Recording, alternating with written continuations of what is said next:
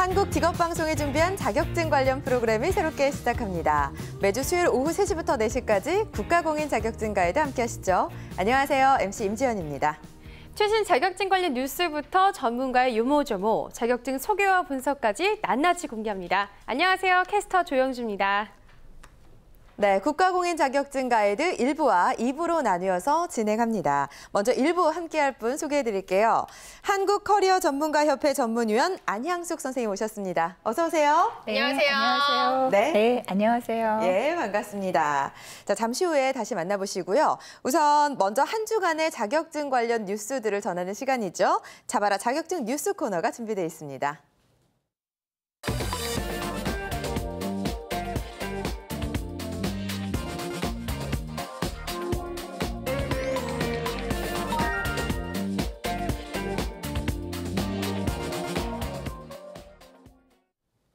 네, 자격증 관련 최신 뉴스를 알아보는 시간, 잡아라 자격증 뉴스입니다. 영주 씨가 준비하셨죠? 어떤 소식인가요? 네, 한 주간의 따끈따끈한 자격증 관련 뉴스를 전해드리는 잡아라 자격증 뉴스 시간입니다. 오늘의 첫 번째 소식부터 화면으로 함께 만나보시죠.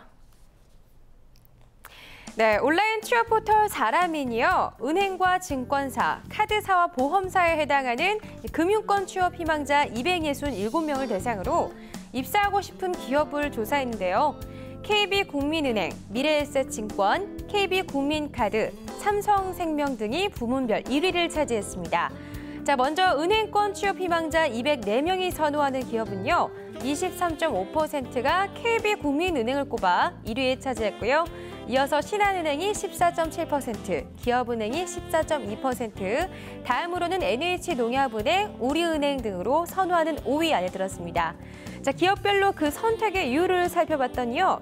KB국민은행은 대외적 이미지가 좋다, 신한은행은 연봉 수준이 높다, NH농협은행은 고용 안정성이 높다를 대다수가 이유로 선택했습니다.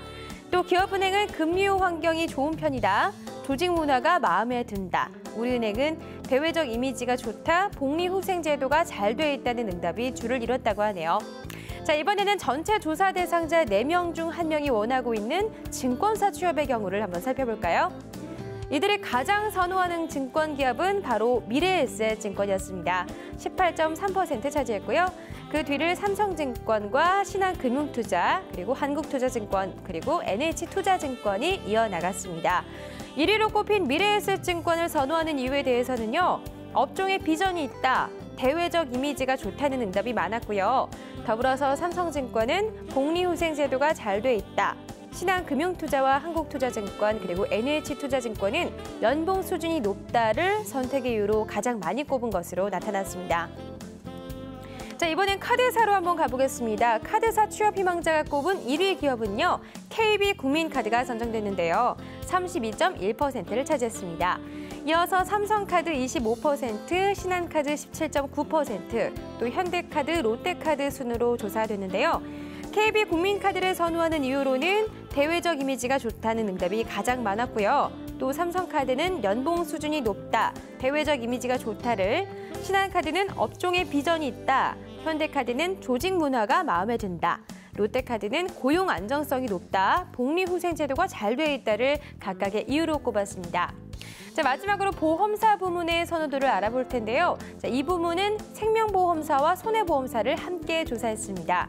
그 결과 삼성생명이 36.4%로 1위를 차지했고요. 이어서 삼성화재 해상보험과 한화생명, 또 교보생명보험, 메리츠화재가 이를 뒤를 이었습니다.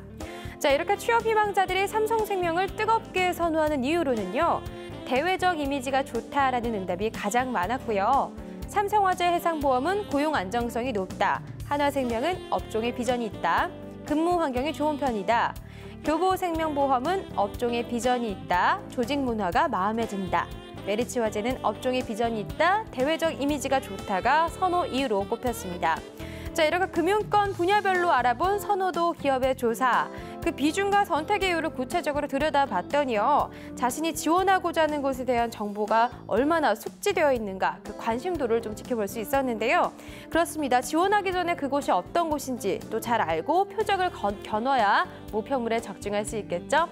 준비란 다른 게 아니라 이것부터가 시작이 아닐까라는 생각이 듭니다. 다음 뉴스로 넘어가 볼까요? 네, 구직자의 92.3%가 말했습니다. 타임머신이 필요해. 취업 포털 커리어가요. 구직자 975명을 대상으로 과거로 돌아가고 싶은 적이 있었는가라는 주제로 설문조사를 진행했는데요. 그 결과 절대 다수인 92.31%가 과거로 돌아가고 싶은 적이 있었다라고 답했습니다. 구직 활동의 어려움이 얼마나 큰지를 보여주는 대목이었는데요. 자, 그렇다면 이번에는 과거로 돌아간다면 언제로 돌아가고 싶은가라는 질문을 던졌습니다. 그랬더니 응답자의 43.59%가 고등학교 시절이라고 답해서 가장 많았고요.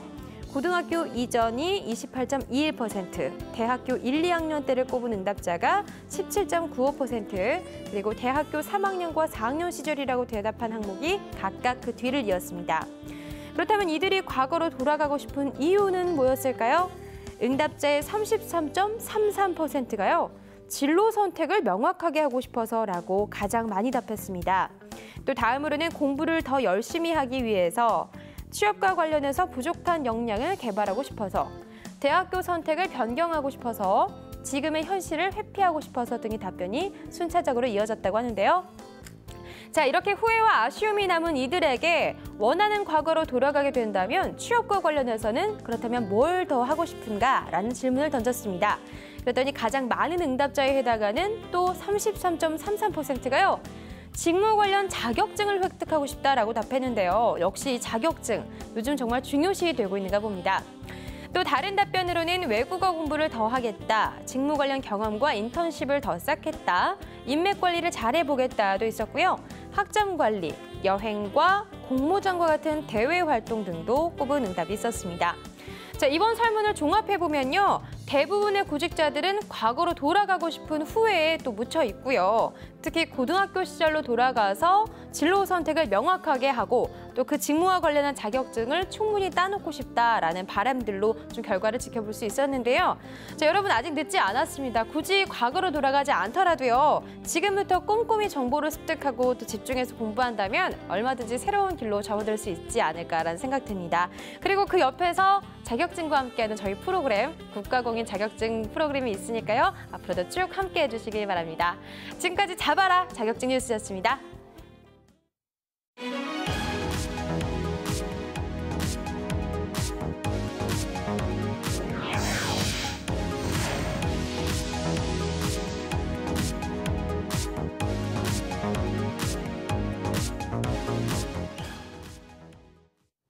네, 모두의 자격증 시간입니다. 자, 이번 시간은요, 자격증 취득을 준비하는 분들이라면 귀가 솔깃해질 그런 시간이죠. 인기가 좋고 또 많은 분들이 준비하고 있는 자격증 소개해 드리는데요. 자, 오늘 모두의 자격증, 안향숙 선생님께서 소개해 주실 자격증 어떤 건가요? 네, 오늘은 제가 종자 기능사에 대해서 소개를 해드리고 싶어서 나왔습니다. 네. 저희가 이제 우리 농가에서 재배하고 있는 채소, 과일, 버섯 중에는 외국에서 비싼 로열티를 주고 사온 종자로 재배해서 식탁에까지 오르고 있다는 걸 사실은 알고 계시는지 모르겠어요. 네, 네. 네. 그 종자라면 우리가 생각하는 식물의 씨앗?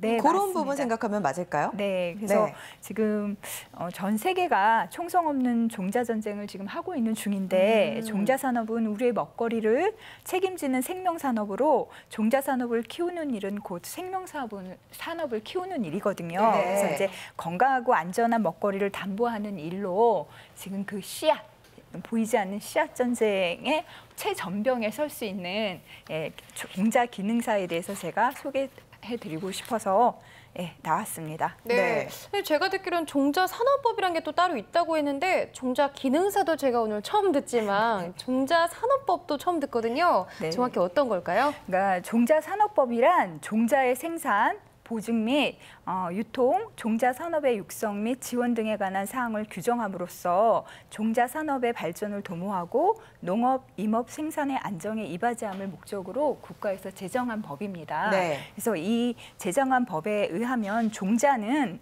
증식용 또는 재배용으로 쓰이는 씨앗, 네. 버섯 종묘 또는 영양체인 잎, 줄기, 뿌리 등을 말하는 거거든요. 예. 그래서 이제 이 종자를 육성, 증식, 생산, 조제, 양도, 대여, 수출, 수입 또는 전시하는 것을 업으로 하는 영위하고 하는 자는 종자 관리사 1인 이상을 꼭 두게 되어 있습니다. 그래서 네. 보증 업무를 하도록 되어 있기 때문에 네. 이 종자 기능사 자격증에 대해서 이제 연관이 있어서 가지고 나왔습니다. 네.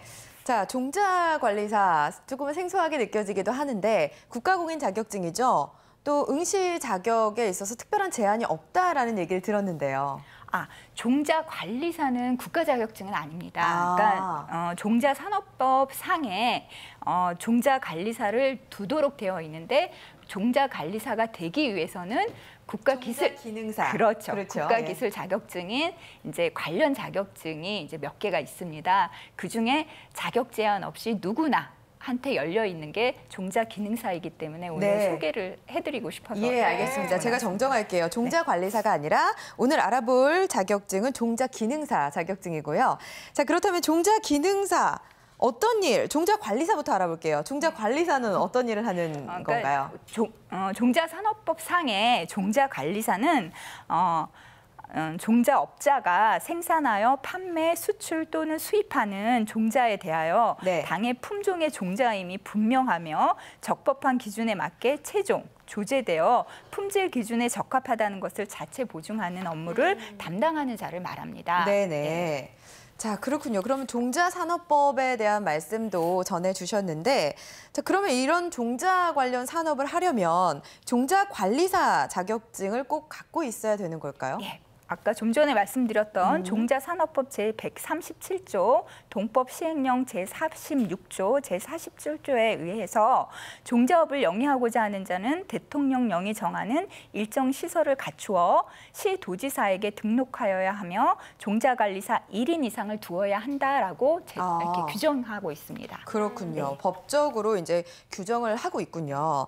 자, 그렇다면은 이 종자기능사 자격 제도가 생긴 이유를 좀 알아보고 싶은데 아무래도 요즘에는 뭐 총성 없는 전쟁이다라는 말씀도 하셨으니까 정부에서 농업 정책의 부흥을 위해서 좀 마련한 게 아닐까라고 유추를 해보는데요. 네, 맞습니다. 예. 농업 생산성을 증가시키고 농가 소득을 증대시키기 위한 정책적 배려에서 작물 재배가 크게 장려되어 우수한 작물 품종의 개발 및 보급이 요구되었습니다. 네. 그래서 이에 전문적인 지식과 일정한 자격을 갖춘 자로 하여금 작물 종자의 체종과 생산 업무를 수행하도록 하기 위하여 자격 제도를 제정하게 된 것입니다. 그렇군요. 네. 자, 그러면 지금 굉장히 많은 분들이 이제 씨앗을 뿌리고 또 수확을 하고 계실 텐데 이런 자격증을 꼭 보유해야지만 산업을 할 수 있는 걸까요? 예, 맞습니다. 네. 종자산업법 상에 이런 이제 자격을 갖춘 자가 그 업무를 할 수 있도록 되어 있습니다. 그래서 보시면 국가기술자격법에 의한 종자기술사 자격 취득자라든가 뭐 종자기사 취득을 하고 1년 이상 네. 종사한 자라든가 그다음에 종자산업기사로 3년 이상 근무한 자라든가 이렇게 자격 제한을 두고 있습니다. 네네. 그래서 종자 기능사, 제가 지금 소개하고자 하는 기능사 자격 취득한 사람은 3년 이상 업무에 종사를 하면 종자 관리사로, 그러니까 관리사로 근무를 할 수가 있는 겁니다. 네네. 그 업을 할 수 있는 겁니다. 직무를요. 아, 그러면은 뭐 벼라든지 이런 뭐 보리라든지 식물 작물을 수확하는 경우 그럴 때에도 이런 자격증이 필요한가요? 그러니까 종자관리사를 보유하지 않아도 되는 작물이 있습니다. 네, 어떤 게 근데 이제 있을까요? 중요한 건 예. 다 말씀드리긴 좀 뭐하지만 네. 지금 말씀하신 벼, 보리, 콩, 옥수수 및 감자를 제외한 식량 작물은 종자관리사가 필요 없습니다. 근데 네네. 이제 벼, 보리, 콩, 옥수수 및 감자는 꼭 종자관리사가 관리를 하도록 되어 있어요. 보증 업무를 하도록 되어 있고요. 네. 저희가 이제 사과, 배, 복숭아, 포도, 단감, 자두, 매실, 참대랄 및 네. 감귤을 제외한 나머지는 과수는 저희가 이제 종자관리사가 필요 없지만 지금 말씀드린 저희가 흔하게 지금 접해서 먹는 과일들도 다 종자관리사가 관리하도록 보증 업무를 하도록 되어 있는 겁니다. 네. 그렇군요. 어떤 자격을 갖춰야 또 이런 걸 할 수 있을지 자세히 궁금한데 선생님, 방금 전에 자격에 대해서 잠깐 언급해 주신 적이 있어요. 네. 관련 업무에 대해서 좀 몸담았던 분들이라면 좀 유리할까요, 그러면? 당연히 유리하죠. 왜냐하면 그 경험도 있고 지식도 일단 있기 때문에 그런 업무에 접한 사람들이 준비하시는 게 훨씬 좋고요. 네. 근데 이제 응시 자격이 없는 종자 기능사인 경우에는 이제 포괄적으로 관심 있는 모든 사람들한테 열려 있는 거기 때문에 접근성 있게 저희가 이제 추천하기 위해서 가지고 나온 겁니다. 네. 자, 보니까 제가 좀 살펴보니까 종자기술사, 뭐 산업기사 이렇게 여러 가지로 좀 나뉘어져 있던데요. 우리가 흔히 아는 뭐 산업기사라든지 기능장 이런 분류라고 볼 수 있을까요? 네, 국가기술 자격증을 보게 되면은 학력이나 경력에 따라서 진입하는 어떤 그 체계가 좀 달리 되어 있습니다. 네. 그래서 이제 기능사의 경우에는 자격 제한이 거의 없는 이제 자격 시험이 되겠고요, 자격증이 되겠고요. 네. 그다음에 이제 전문대 이상인 경우에는 산업기사, 4년제 이상인 경우에는 기사 이렇게 이제 진입할 수 있는 기술 자격증의 종류가 좀 명칭이 다르다고 생각하시면 됩니다. 네. 학력에 따라서. 예. 보니까 기능사, 산업기사, 기능장 이런 순서라고 생각을 하면 될 것 같아요. 그렇죠. 기능사, 그렇죠. 산업기사, 산업기사, 기능장. 기사, 기사? 예, 그러니까 산업기사로서 나갈 수 있는 게 기능장, 네. 그다음에 기사로서 나갈 수 있는 게 기술사 이렇게 좀 다릅니다. 예. 예, 알겠습니다. 자, 그러면 조금 어떤 차이가 있는지 구분을 좀 해주실까요? 차이라 하면 종자 기능사랑 종자 관리사랑. 예. 종자 관리사는 그 업무, 보증 업무를 하는 사람을 명칭하는 거고요. 그러니까 어떤 자격증은 아니고요. 국가 네, 자격증은 아니고요. 종자 기능사라든가 네. 종자 기사라든가 종자 산업 기사라든가 종자 기술사라는 거는 이제 국가공인 자격증인 거죠. 그렇죠. 네. 네. 그러니까 국가에서 기술 자격증 시험을 통과해서 수여하는 자격증. 그렇죠. 네. 명칭이 되겠습니다. 예, 자, 그러면 종자 기능사 자격증에 대해서 저희가 말씀을 드리고 있고 국가공인 자격증이라고 한 번 더 강조해서 말씀을 드리겠습니다. 자, 그럼 종자 기능사에 관심 있는 분들이 많이 있을 텐데 구체적으로 어떤 일을 하는지 좀 쉽게 얘기를 해주실 수 있을까요? 종자 기능사는 네. 종자에 관한 어떤 숙련 기능을 가지고 작물 및 원예 시험장 연구소, 작물 재배 농장에서 새로운 품종의 육성을 위해 품종 간 또는 개체 간 교잡, 교배 등의 시험 연구를 수행하는 업무를 보조하고 토양, 기온, 습도 등의 적합한 재배 조건을 조사하고 네. 개량된 우수한 종자와 묘목을 생산, 번식, 육종, 저장시키기 위하여 재배 관리 및 생산 관리, 농약 살포, 비료 사용 등의 직무를 수행하게 됩니다. 네. 보니까 뭐 종자에 관한 여러 가지 연구들을 하는 것 같아요. 뭐 신품종에 대해서도 연구를 하고 품종 개발을 위해서 교배를 하거나 선발하는 일도 하는데 신품종에 대한 일은 어떤 것들을 하는지 좀 짚어주실까요? 그래서 저희가 선발된 신품종의 재배에 가장 적합한 조건과 번식 방법을 좀 알아야 되잖아요. 네네. 그러니까 그런 어떤 방법을 확립하는 어떤 걸 기능사가 하게 되는 거고요. 네. 그다음에 우수한 성능을 가진 품종의 종자와 묘목을 효율적으로 생산 번식시켜야 되잖아요. 그래서 그렇죠. 그런 어떤 조건들에 대해서 이제 연구하게 되는 거고요. 그러니까 시행을 하는 거겠죠. 그리고 이제 종자 검사 및 종자 보증 등의 업무를 수행하게 됩니다. 네.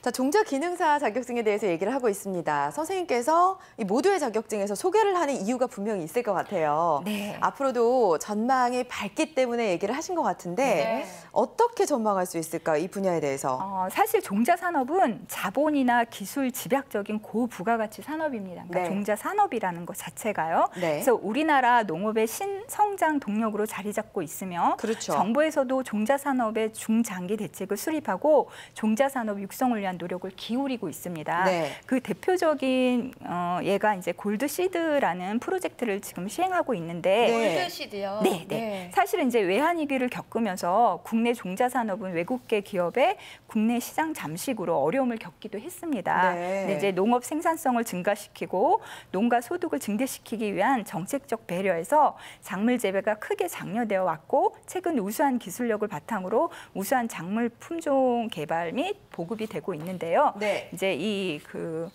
프로젝트. 골드시드 프로젝트는 뭐냐면 네. 농식품부와 해양수산부, 농촌진흥청, 산림청이 공동으로 종자 개발 R&D를 2021년까지 추진하는 이제 그 프로젝트명입니다. 네. 그래서 사업 목표는 2021년 수출 2억 달러 달성과 수입 대체로 국산 종자의 자급률을 높인다는 계획 아래 종자 자급률을 감귤 10%, 종개 30%, 토마토 70%, 종동 네. 80%, 김 100%의 목표치를 잡아놓고 있습니다. 그래서 이 프로젝트는 5개 사업단 20개 품목으로 나뉘어 총 예. 225개의 세부 프로젝트로 추진되는데 네. 투자 규모만으로도 4,911억 원에 달합니다. 그렇군요. 네, 그래서 정부에서 추진하는 굉장히 큰 프로젝트라고 볼 수가 있을 것 같은데 이 프로젝트에서 저희가 주목해야 될 건 뭘까요? 네, 그래서 이 프로젝트에서 특히 주목할 것은 네. 이제 육종 기초 마련과 품종 개발입니다. 네. 그리고 육종 기초 마련을 위해서는 국내외 유전 자원 수집,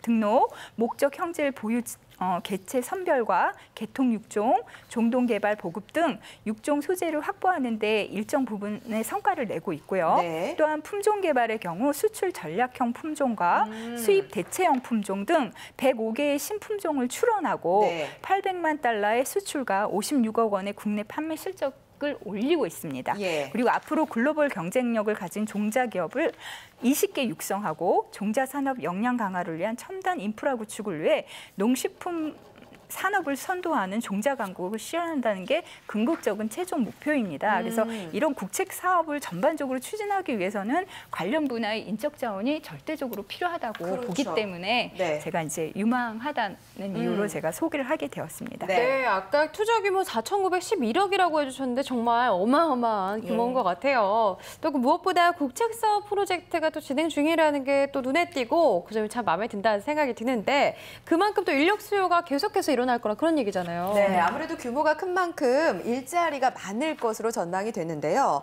이 국가에서 추진하는 일자리 말고도 다양한 분야로 진출할 수 있을 것 같은데 어느 곳에서 일을 할 수 있을까요? 이제 자격증 취득을 하면 일단은 자영농이 본인이 될 수가 있습니다. 그렇죠. 직접 농사를 지을 수도 있고요. 네. 예, 그리고 이제 종자상이나 종묘상을 운영할 수 있습니다. 예.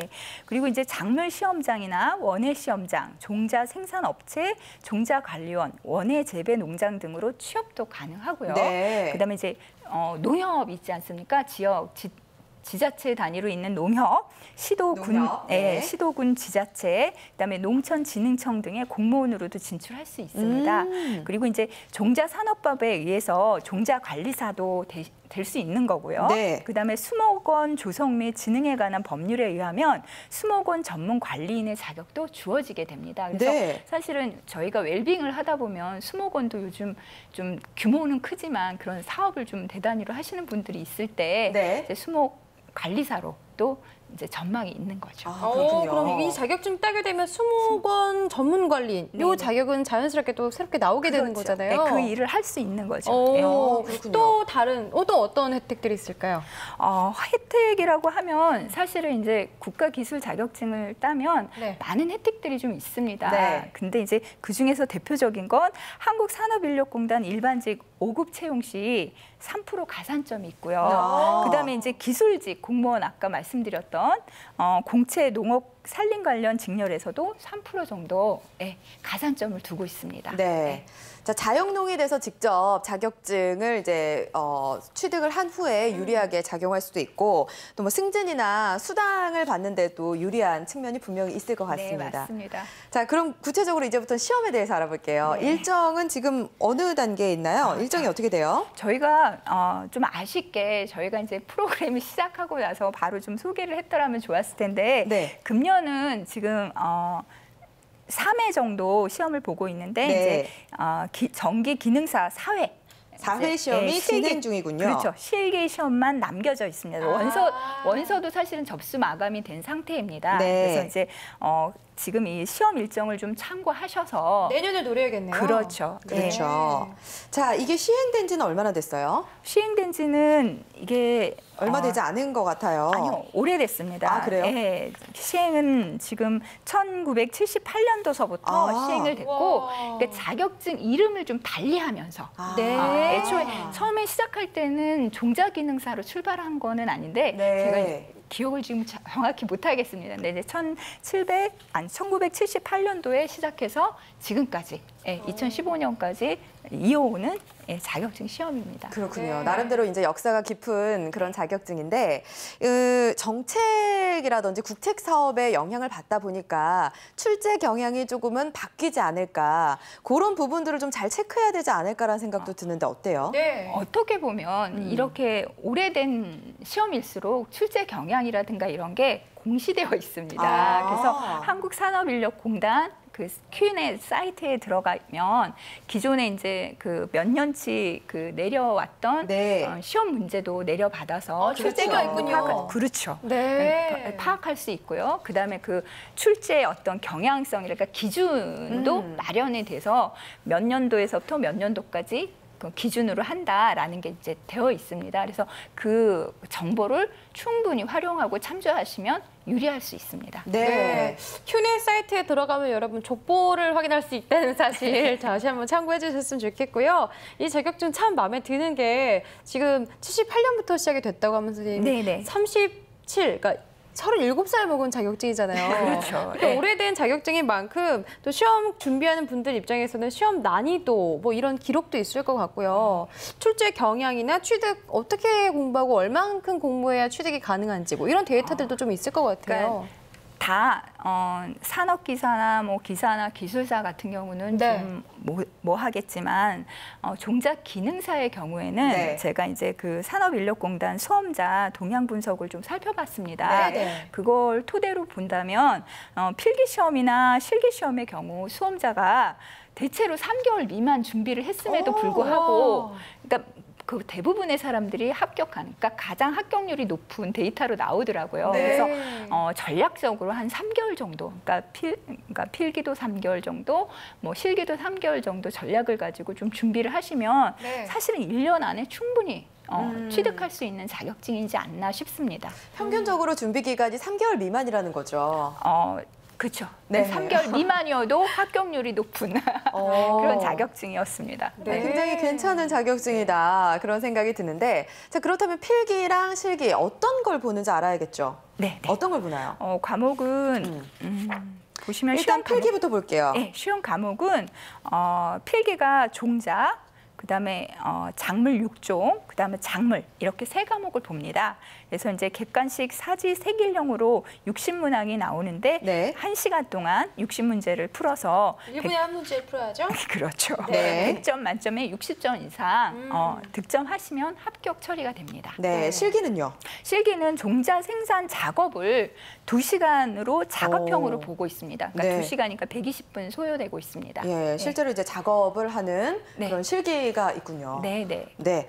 자, 사실은 지난주까지 저희가 좀 합격률이 낮은 자격증을 소개를 해드렸었어요. 근데 오늘 소개해드리는 자격증은 합격률도 높고 그리고 준비 기간도 짧고 그리고 합격률도 높다 보니까 우리 자격증 준비하시는 분들에게는 굉장히 귀가 솔깃할 그런 내용일 것 같은데요. 네, 맞아요. 합격률을 정확하게 알아볼게요. 어느 정도 돼요? 네, 필기 시험의 경우에는 어느 시험이나 조금 이렇게 어려운 경향성이 있는 것 같습니다. 네. 그래서 이제 그 최근에 한 몇 년 정도의 어떤 데이터 합격률을 본다면 네. 한 50% 조금 미만의 합격률이 나오고 있습니다. 어. 네, 필기 시험의 경우에는요. 근데 이제 실기의 경우에는 거의 한 80% 이상의 합격률이 나오고 있기 때문에 최근 한 4, 5년 정도의 어떤 데이터를 보면 네. 그래서 충분히 3개월 단위로 잘라서 취업, 그러니까 자격 취득 준비를 해서 충분히 도전해서 딸 수 있는 어떤 자격증으로 용이하지 않을까 해서 저도 사실은 준비를 하고 계시나요?